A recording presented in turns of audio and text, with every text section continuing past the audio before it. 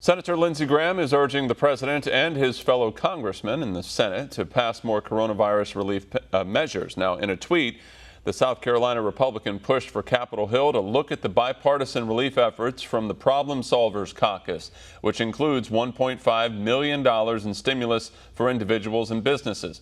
Now, Senator Graham called that package a good place to start for Congress. He adds it's time for senators and representatives to come together and deal with COVID as the U.S. moves toward a vaccine. President Trump has signaled that he would sign off on relief for direct checks and bailouts for the airline industry and other small businesses. Here's One America's Ethan Viveiros. White House Chief of Staff Mark Meadows offers insight on the potential for further pandemic stimulus after the president ended negotiations in Congress this week. Speaking to reporters Wednesday, Meadows confirmed negotiations are dead. President Trump scrapping talks altogether this week, accusing the left of playing games with aid money and vowing to pass his own stimulus measures after the election.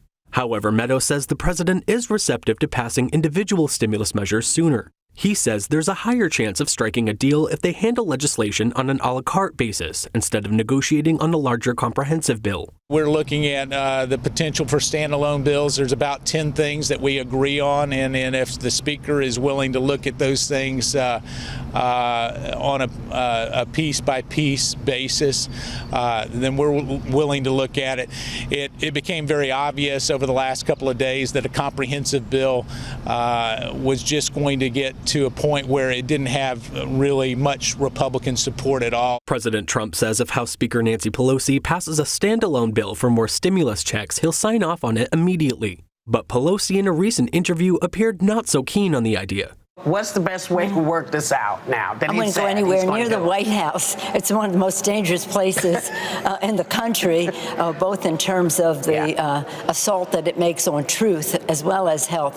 Last time I had an interaction with the president was the State of the Union address, and after that, I tore up his speech and all, but after that, I said to my staff, I said, I think he was medicated. Later in the interview, Pelosi also appeared to make a dig at Meadows directly. There are enablers around the president who really should know better, and the Republicans in Congress have enabled so much of this to happen without saying, look, we're here to address the needs of the American people, crush the virus, honor our heroes, put money in the pockets of the American people. On Tuesday, the president tweeted the House and Senate should immediately approve $25 billion in relief for the airline industry and another $125 billion for the Paycheck Protection Program.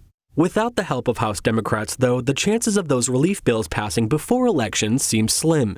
Ethan Viveiros, One America News. Want to see more videos like this? Click on the link below and subscribe to One America News on YouTube. And call your cable provider and kindly demand that One America News is added to your lineup. Call and subscribe today.